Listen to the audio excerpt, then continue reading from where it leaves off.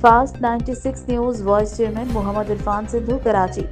چڑیا گھر کے قریب ڈی آئی جی کے بیٹے کی گاڑی سے خاتون کو حادثات تشویشناک حالت میں سول ہسپتال منتقل کر دیا گیا۔ آر آر ایف کی کمانڈوز کی فائرنگ، علاقے میں خوف پھیل گیا۔ عوام کے ہجوم نے گاڑی کو گھیر لیا۔ گاڑی میں پہلی نشست پر موجود نوجوان نشے میں دھت تھا۔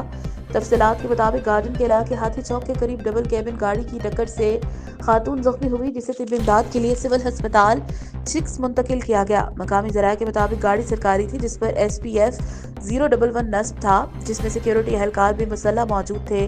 ابتدائی موصول اطلاعات کے مطابق گاڑی میں سوار ڈرائیور ڈی آئی جی غلام اصفر مہیسر کے بیٹے اور نشے میں دھت ہے، جس نے حادثے کے بعد فرار ہونے کی کوشش کی، جسے موجود عوام کے ہجوم نے گھیر لیا، جہاں موجود سیکیورٹی اہلکاروں نے عوام کے ہجوم کو منتشر کرنے کی غرض سے ہوائی فائرنگ کی، جو کہ آر آر ایف کے اہلکار تھے، جنہوں نے فائرنگ بڑے سرکاری اسلحے سے کی۔ پولیس ذرائع کے مطابق گاڑی اور اس میں سوار شخص کو حراست میں لے لیا گیا ہے، جسے گارڈن پولیس اسٹیشن منتقل کر دیا گیا ہے، جبکہ سول ہسپتال میں زخمی خاتون کے ساتھ موجود افراد کا بھی بیان قلم بند کیا ہے۔ خاتون کی حالت تشویشناک ہے۔ عاشر مہیسر، مبشر ولد، رضا ولد الطاف، 2 پولیس اہلکاروں کو حراست میں لے لیا گیا۔